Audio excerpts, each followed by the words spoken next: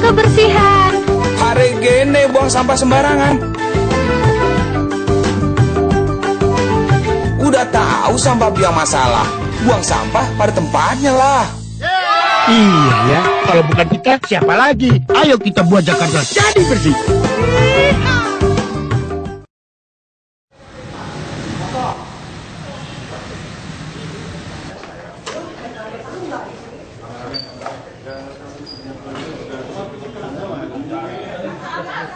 Terengah-engah itu ngapain dia? Lari. Terus saya lari. Kabar lagi. Saya Fadil. Pebut. Dulu di sini ya, bukan ya? Dulu di sini, Bapak di kursi yang sama, Pak. Ini.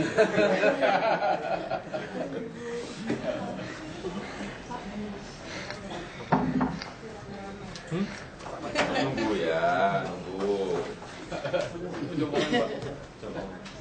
Bukan jam 10. Biar udah terengah-engah semuanya tidak gitu.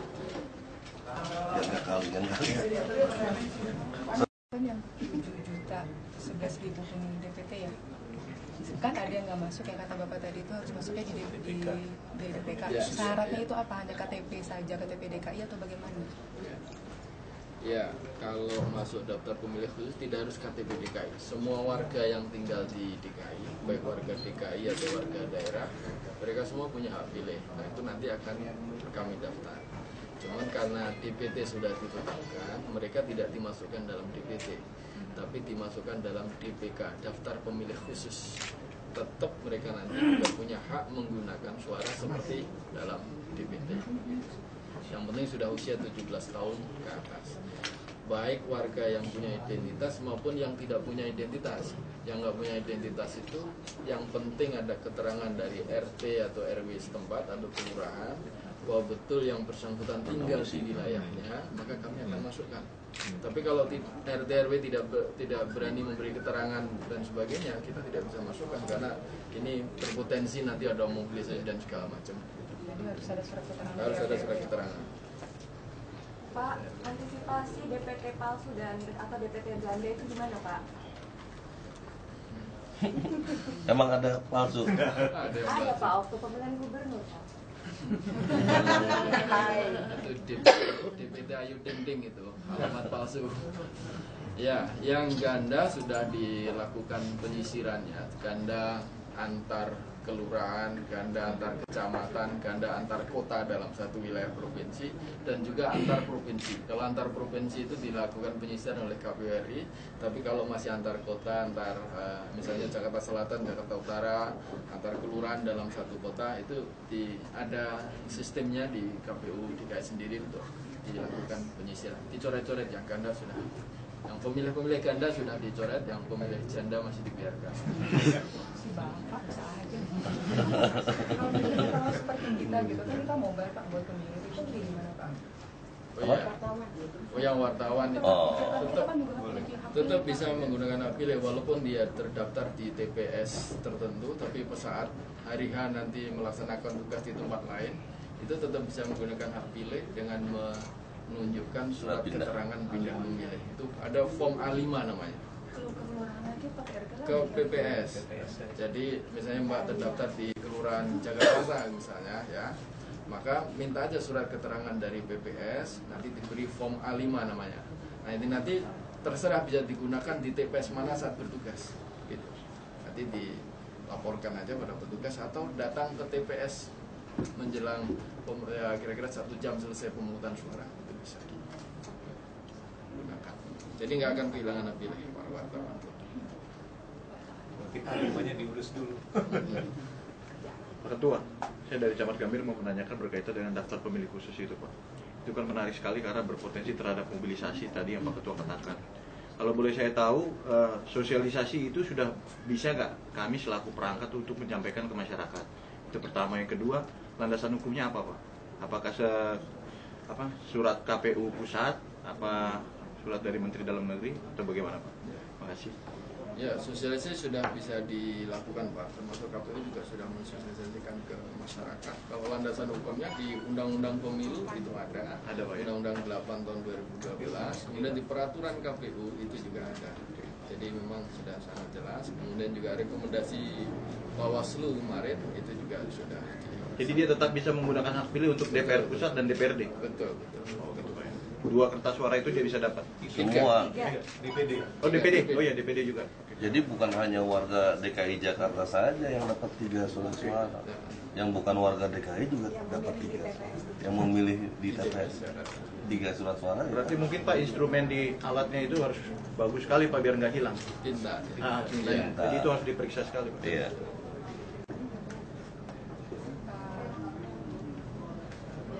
Yang buat bilik suara yang pas pemilihan gubernur itu kan masih ada tuh Pak, ditambahkan kembali Pak. Itu mau diapain Pak? Kan daripada numpuk apa dilewat? Tahu. Masih ada waktu ya. Jangan sembunyi. Banyak sembunyi nggak kelihatan. Yang kotak suara itu Mbak ya, yang masih bagus kita gunakan kembali, yang masih bisa digunakan. Sehingga memang ini ada pengadaan kotak suara, tetapi jumlahnya sebagian yang rusak-rusak saja. Jadi ini sisa pemilu 2009 dan sisa pilgub kemarin.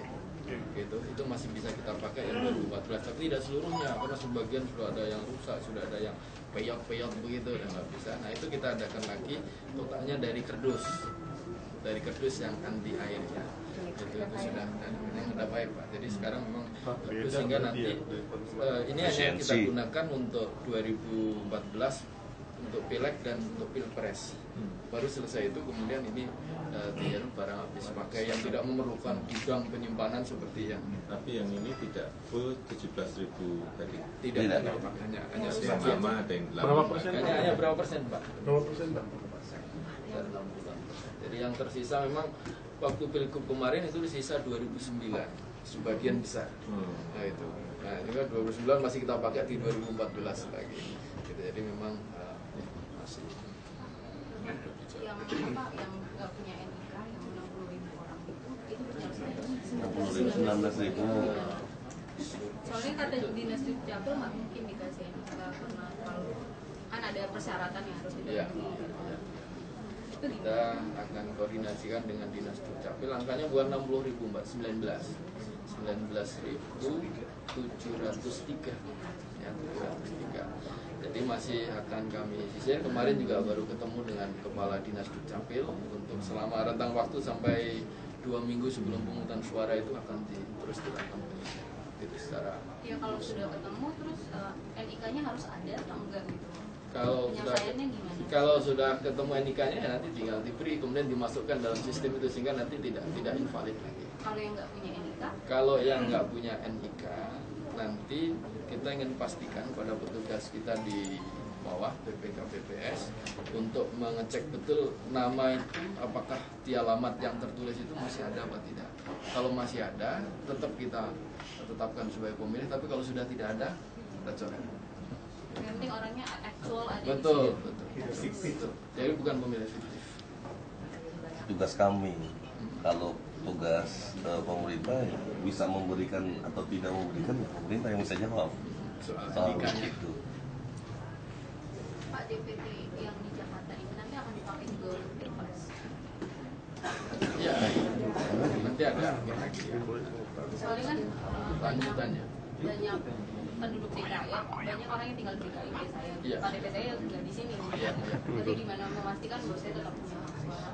Bisa. Pasti dari Presman Mbak, karena kan umur 17 tahun saat hari pencoblosan. Pasti nanti akan ada. Jadi walaupun Mbak misalnya bukan warga DKI, tapi tinggal di DKI, tetap bisa milih di sini. Karena kita mendata, kalau pilgub kemarin yang kita data hanya yang ber-KTP DKI. Tapi kalau pileg dan pilpres, semua warga yang ada di sini kita data. Semua.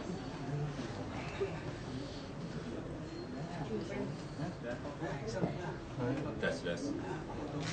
Warga di wilayah Cipinang Murah atau hari tempat sengketa kira-kira akan seperti apa Pak? Belum, nanti kita lihat di lapangannya dulu lah. Lapangannya intinya kalau apa kalau memang harus dikeluarkan pergub ya kita keluarkan. Tapi kalau nanti dengan SK Wali Kota cukup ya kita lihat lapangannya aja. Karena itu menyangkut apa juga menyangkut psikologis masyarakat. Tarik ke sana nanti itu aja. Mungkin juga yang kayak yang di Tanah Merah, saya kira sebagian sudah punya, bukan sebagian, mungkin sudah punya KTP semua. Sudah. Dan mungkin ada beberapa tempat juga yang belum, tapi yang di Tanah Merah dan Kampung Ting itu sudah. Jakarta Barat ada beberapa yang belum. Tapi ya terus diproses. Mereka tetap bisa ikut nanti pencoblosan ya, Pak? Tadi sudah disampaikan Pak Ketua KPU. Udah didaftar. Bisa semua. Insya Allah. Ada berapa titik sih Pak yang berpotensi sengketa atau semacam itu loh? Dan sebenarnya potensi dari warga itu berapa persen di Jakarta untuk menyumbang angka pemilih? Kalau titiknya tidak semua yang yang sengketa itu bermasalah, tidak semua. Jadi karena mereka juga bisa kita data. Kalau yang di tanah galian ini memang secara psikologis warga itu kalau dimasukkan di Kelurahan Halim, ya, mereka menganggap ini berarti nanti tanah kita juga akan diklaim oleh Halim. Itu selama ini mereka ikut di Cipinang Melayu ketika pemilu. Gitu. Nah, ini hanya khusus yang di situ, yang di tempat-tempat lain itu tidak, sebenarnya tidak ada resistensi seperti itu. Itu ada berapa jumlahnya, ada berapa titik kalau menurut data dari KPUD yang model-model semacam itu? Kalau yang kasusnya seperti itu memang yang kita tahu di situ aja. Kalau yang beberapa area ya banyak ya, di Jakarta banyak, ada di Tanah Merah, di selatan, di hampir semua wilayah. Dan tetapi tetap kita semua masuk dalam data pemilih.